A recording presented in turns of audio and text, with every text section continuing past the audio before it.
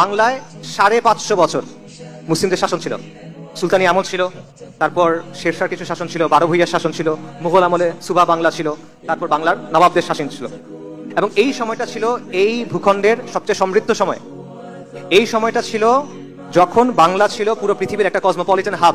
এখন যেমন মানুষ ইউরোপে যায়, এখন যেমন মানুষ ব্যবসার জন্য আমেরিকাতে যায়, তখন মানুষ এখানে আসতো। ইবনে বতুতার বিখ্যাত লেখা আছে রেহলা, সেখানে উনি এই বাংলার ব্যাপারে আলোচনা করছেন। উনি বলতেছেন যে এটার মতো জায়গায় আমি আর দেখি নাই। এখানে যে যত ডাইভার্স, এত বিভিন্ন পণ্য পাওয়া যায় এটা আমি আর কোথাও দেখি নাই, এত কমে কোথাও পাওয়া যায় এটা আমি দেখি নাই। একজন ফ্রেঞ্চ পর্যটক আছে, সে বলছে বাংলা হলো প্রাচুর্যের জায়গা, প্রাচুর্যের জমি। এখান থেকে যে পরিমাণ জিনিস রপ্তানি হয় আর কোনো জায়গা থেকে আমি দেখিনি এত জায়গার জিনিস রপ্তানি হতে। এটা ছিল এই বাংলা। ব্রিটিশরা যখন ভারতবর্ষে ঢুকলো, আক্রমণ করলো, মুঘল আমলে পুরো বিশ্বের জিডিপির 25% ছিল হিন্দুস্তানের, এবং হিন্দুস্তানের সবচেয়ে সমৃদ্ধ জায়গা ছিল বাংলা। এটা ছিল মুসলিম শাসনের অবস্থা। কিন্তু এরপর কি হলো? এরপর হলো আমাদের লাঞ্ছনার অধ্যায়, যেটা শুরু হলো, যেটা এখনো চলতেছে। 1757 সালে আপনারা জানেন পলাশির যে যুদ্ধ হলো, সেই যুদ্ধে নবাব সিরাজউদ্দৌলা পরাজিত হলো।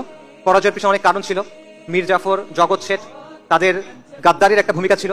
পাশাপাশি এই শাসক শ্রেণীর নিজেদের ভেতরকার অবক্ষয়, এটারও একটা ভূমিকা ছিল। এবং এর মাধ্যমে আমাদের উপরে ফিরিঙ্গি কাফেরদের যে শাসন, এটা চেপে বসলো এবং আমাদের লাঞ্ছনার একটা অধ্যায় শুরু হলো, যেটা আজ 300 বছর হইতে চলতেছে, প্রায় 250 বছর হয়ে গেছে। এটা এখনো চলমান। এবং এই শাসনটা আমাদেরকে ভেঙে চুরে দিল। হিন্দুস্তানে মুসলিমদেরকে আর কেউ পরাজিত করতে পারে নাই। এটা ইতিহাস ঘুরে দেখবেন, একবার মুসলিমরা এখানে কর্তৃত্ব অর্জন করার পর পৌত্তলিক শক্তি আমাদেরকে পরাজিত করতে পারে নাই। মাঝে মধ্যে কিছু কাজকর্ম করছে, বাট তাদেরকে মোকাবেলা করা গেছে। কিন্তু আমাদের পরাজিত করছে ফিরিঙ্গি কাফেররা। এবং তারা আমাদের পুরো সমাজ, আমাদের রাজনীতি, আমাদের অর্থনীতি, আমাদের শিক্ষা ব্যবস্থা সব ধ্বংস করে দিয়েছে।